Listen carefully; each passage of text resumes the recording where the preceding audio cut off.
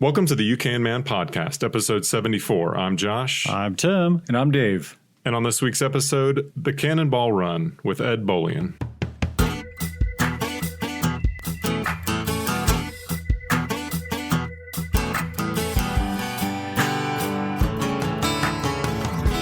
All right, guys, welcome back to the You Can Man podcast, where we believe what one man can do, you can do as well, with the proper know-how and a little help from your friends. We've got Ed Bolian again this week joining us. Last week, we talked all about his amazing app that he created, VinWiki, which is all about car stories. And so if you did not catch that, definitely go back and check out the backstory of how he created the app. Just crazy stories of how he used to have an exotic car rental business. And then he sold Lamborghinis in Atlanta. I mean, this guy is just, what hasn't he done? And so I'll tell you what he also has done is he's been a world record holder of the Cannonball Run, which is a coast to coast you can't really race against time, I guess you could say, which he held from in 2013. Yep, 2013 to 2019. Yes. A long span in today's terms, which we'll get into. Yeah, for sure. But we've got Ed on the line. Ed, say hello. Hey, thanks for having me back. Yeah, so we were super excited to talk about the Cannonball Run and the craziness that has happened recently with the records because of COVID and all the traffic that has not been there. But we want to hear the backstory of what made you get the crazy idea that you were going to set out to break the record of this crazy race. So a lot of us saw the goofy 1981 movie with Burt Reynolds and Dom DeLuise and the Rat Pack. And what most people may not understand is that was actually a real thing. In the 1970s, there was a coast-to-coast New York to L.A. race where the idea was there are no rules. You just drive as fast as you can. And it was organized by Brock Yates and Steve Smith from Car and Driver magazine. And they ran it 5 times from 1971 to 1979. It inspired some continuation events. And then as I'm growing up as a high schooler, I hear about obviously the movie, but then learn that, it's a real thing. And I actually interviewed Brock Yates for a school project back in 2004 as a high school senior. And he'd released a book in 2001 about the history of Cannonball and had a lot of contributions from other people that had run the races and had continued the history. And I loved it. I thought it was such an interesting and compelling part of American automotive history. And it had kind of fallen out of the public eye. It was always kind of done underground, but it was also done in a way that people knew about. And there were a lot of articles about it in addition to the movies. And so it kind of became the stuff of legend. And as I looked at what it might be like to do a run like that in a modern context, I thought, hey, a lot of the things that I'd like to think I'm good at or what I'd like to prove that I can do could sort of be made manifest in an attempt to drive as fast as you can across the country. I loved cars. I loved problem solving. I loved the engineering behind it. So I wanted to figure out a way to do it. And so in speaking to Brock Yates, I told him that. I said, hey, I know you said that there's twice as many people in the U.S., twice as many cops on the road, and that the penalties, if we ever were to get caught, are a whole lot higher, but I still want to do it. I want to see what it looks like, and I told him that one day I'd try to set the record, and it took me about 10 years, but through a very long process of research and testing and everything else, we were able to do it in 2013. Well, Ed, I'm interested. The car that you did it in was a Mercedes CL 55 AMG, if I'm not mistaken. What made you choose that car? And then specifically the color of the car was kind of a very cool blue. I guess that really doesn't stand out on the road when you're passing by the cops, but I'm just curious why you chose that vehicle. So, I love the exotic cars, your Ferraris, Lamborghinis, and everything else, but unfortunately, they are not the best cars for driving as fast as you can over a long distance. They're not the most comfortable. They don't have any space for the extra fuel that you would want, and they are definitely not inconspicuous. And so you want to find something that is comfortable, that can kind of fly under the radar, both literally and figuratively. And the CL, any of the AMG cars, honestly, are great options. I love Mercedes products, and kind of in that decade of me chasing the idea of Cannonball, I had the unbelievable privilege of seeing a few people actually do it. So Alex Roy and Dave Maher had set the record in 2006 in a BMW M5. That was the 400 horsepower V8, the E39 model. And they kind of put it into that modern context. They had a great kind of Q car, as you might call it, one of these cars that is very technological, very fast, but also comfortable, one of these Autobahn Stormers. And around the same time, Richard Rawlings and Dennis Collins of Gas Monkey Garage had claimed a time of 31 hours and 59 minutes. So not quite as fast as the 31 hours and 4 minutes that Roy and Maher had done, but still an unbelievable time and faster than any of the previous Cannonball times. And so they did it in a Ferrari 550 Maranello. So certainly an exotic car, but more of a grand touring example. So something that you could cross a continent in. And so I was able to kind of tweak the ideas that I'd had through seeing theirs and also look at the electronics they'd used and things like that. So you've got a tremendous electronic draw from all the police countermeasures that you want to use. You need a really, really strong suspension that can adapt as you burn through 400 pounds of fuel. And you need space. Obviously, you're not going to do it by yourself. And so we had a co-driver and a third person as kind of a navigator and support passenger. So you need something that's comfortable and that can get the job done. But, of course, it still needs to be fast. And, yes, it was fast. You did it in 28 hours and 50 minutes. What do you remember what your average speed was? Right at 100 miles an hour. It was 100.3 moving and then 98 overall. It's fantastic. That is insane. Yeah, that's an amazing statistic. And when all your data was released after the statute of limitations, I was one of the first to click on the article and like pour through the data. I think Doug DeMuro did that article. He did. And but you were the first sub 30 hour. You were the first sub 31 hour as well, coming in at 28:50. What's really impressive about your time and about the couple of times before you and the history of the race is I believe the 32 hour and 7 minute record was set in 83 and it wasn't touched again till 06. Is that right? That is correct. Yeah. So that's a testament into the U.S. Express. Yeah. I mean, that's such a testament to what those guys did back then. I mean, the technology just so different than it is today. And for people to try to chip away so many times without it coming down until recently is super impressive to me. Yeah. And how much did you have to, I'm just thinking about preparing for this. So what did you do to prepare for this in terms of going out and driving? You just like, okay, I'm just going to go out right now and just go as fast as I possibly can? Not exactly. I mean, when you think about having to average the speeds like that, it's not about, how hard you can keep your foot down. It's about how much you really cannot slow down. And it's avoiding stops. It's developing a strategy that allows you to maintain speed and avoid detection and build a team around it. And so, we had, people witnessing from at home, people who had driven the route days before in parts of it, and a few people that actually acted as scouts. That was kind of a new idea that we deployed, honestly, because I didn't have much money to do this. I was shoestringing the budget together. I bought a 115,000 mile heavily depreciated CL55. It was all I could afford. And, it was very different than the trust funded approaches of the records that I was trying to beat.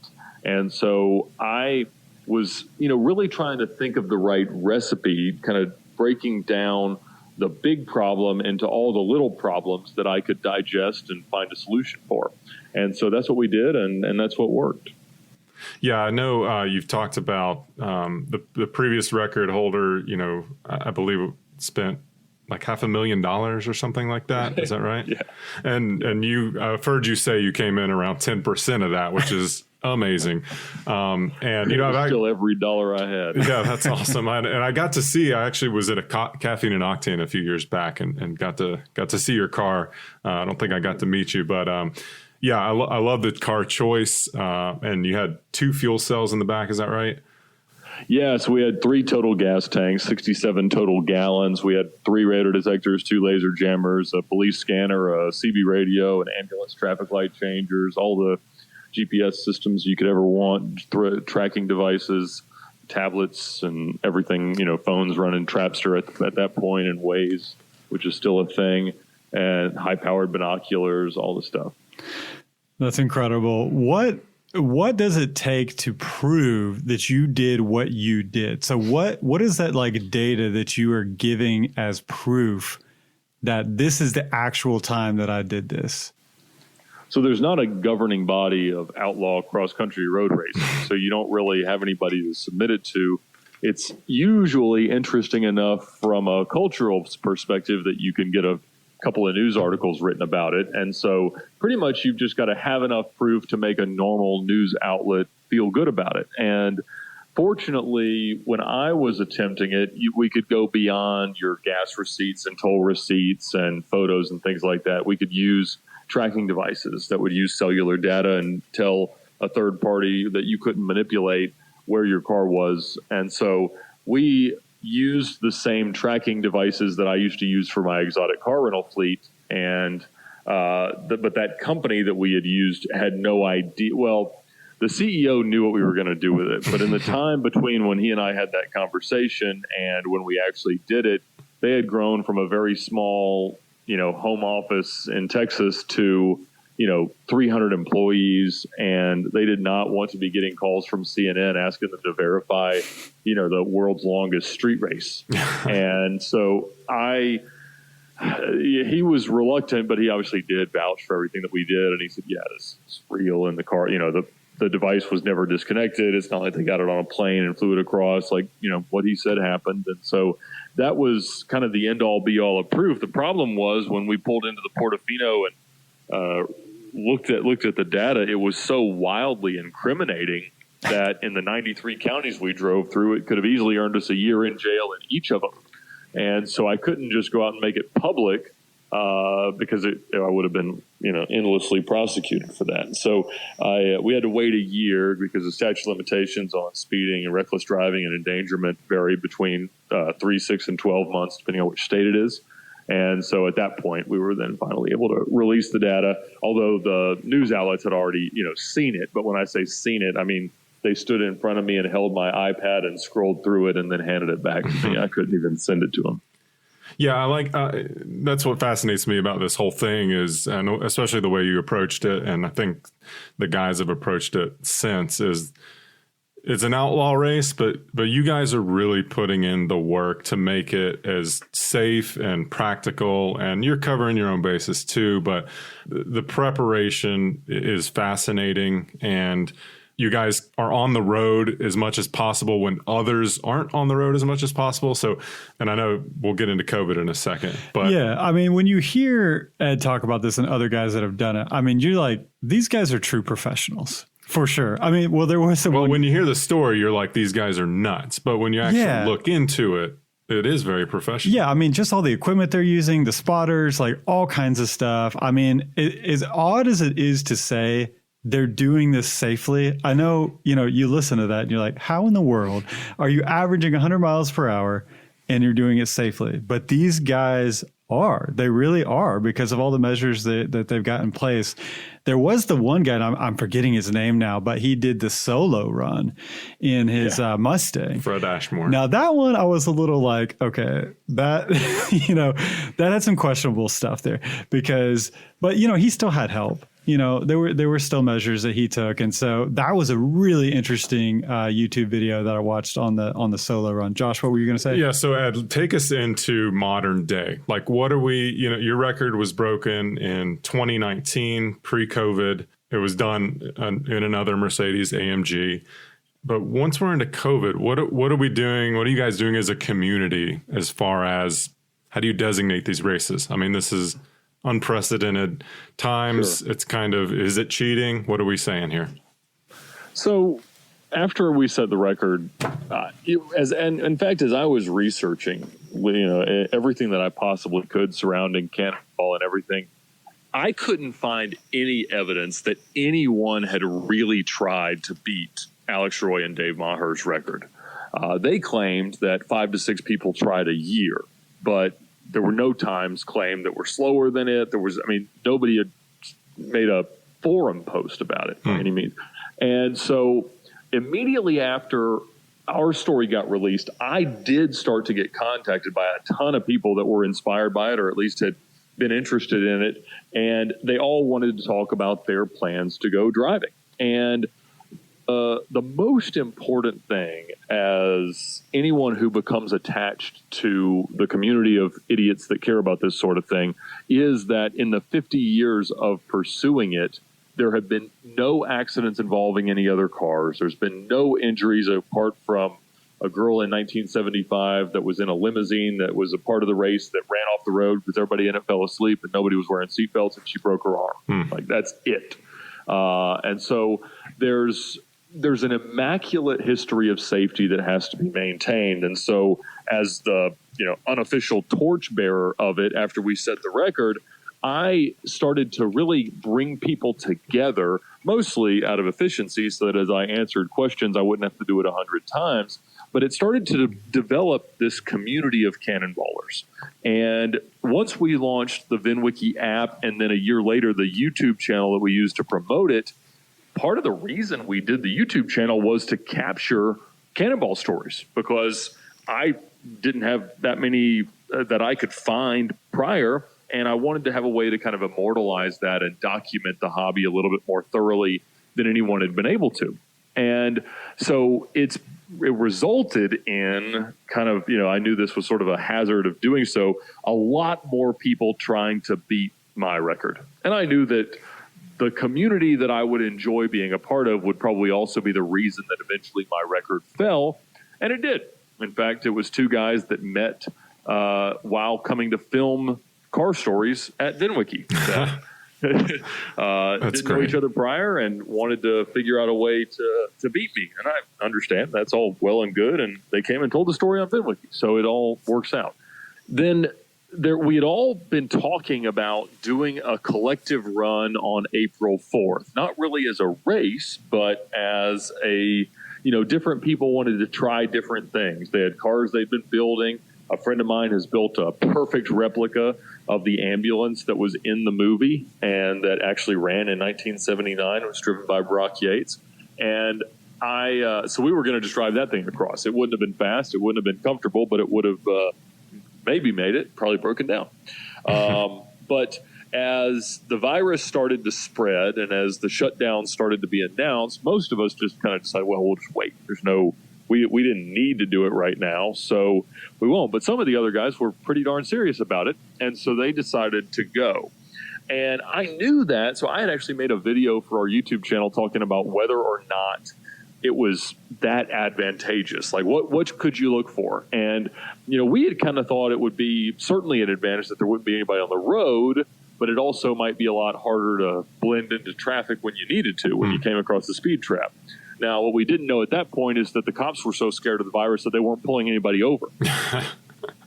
And so that weekend, there were 3 different runs that went very, very quickly, and a new record was set. So from the guys that had beaten my record with a time of 27:25 in November of 2019, the record dropped to 26:38 in a reasonably unprepared. It had a marine fuel cell plumbed in the trunk. It was in a leased Audi A8 that this kid had borrowed without necessarily permission from his father.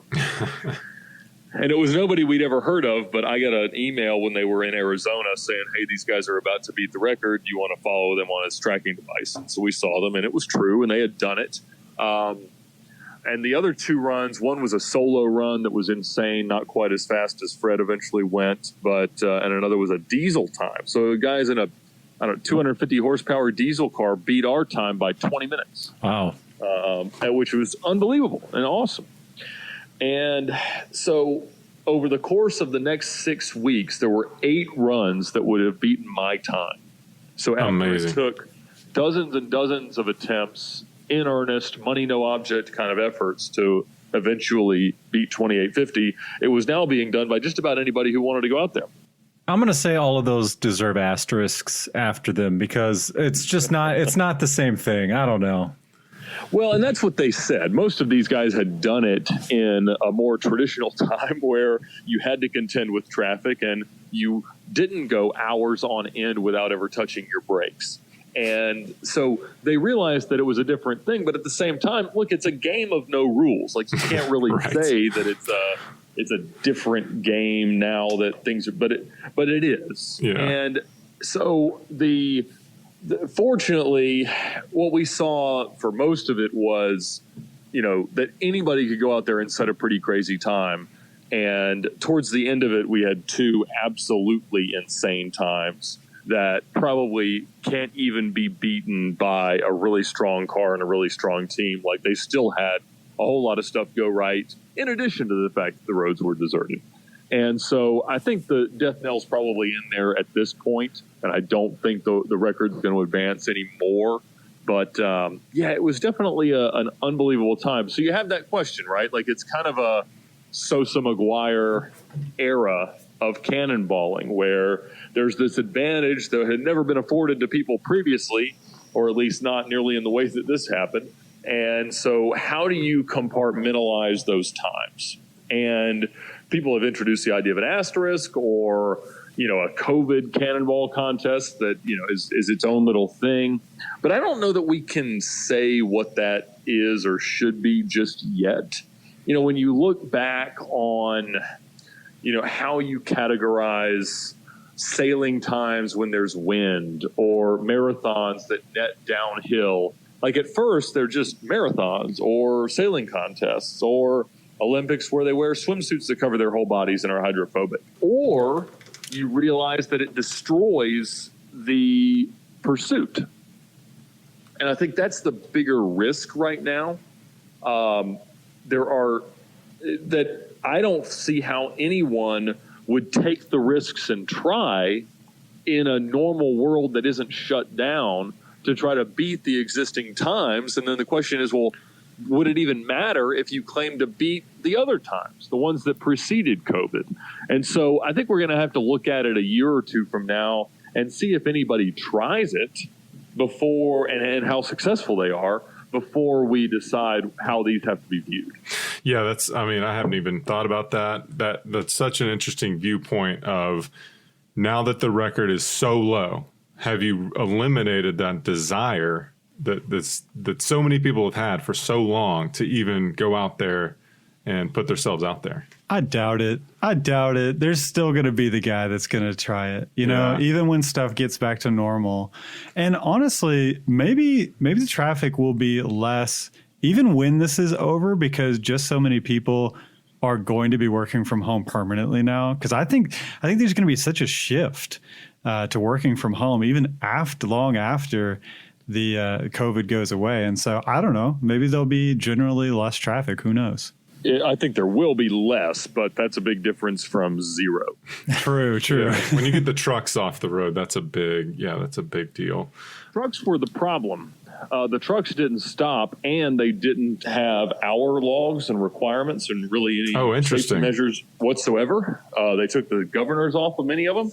And so the guys did run into a lot more truck traffic than normal, but it was still a significant difference. And there were fewer trucks, but they noticed them a lot more, I suppose. Well, this has been extremely interesting, and to our listeners, there is a wealth of information and stories about the Cannonball on Ed's YouTube channel. So you could literally spend hours like listening to these stories, and they're super interesting. So definitely go check that out. Ed, is there anything else you wanted to share with our listeners? Any websites you could point them to that we didn't already mention, and that sort of thing? No, thank you all guys for having us, and be sure to check out the VinWiki YouTube channel and download the free VinWiki app to tell the story of your car. For sure. Ed, thanks so much again for being on the show with us today. Guys, thanks so much for joining us. Be kind, leave us a review on Apple Podcasts, and we will catch you guys next time.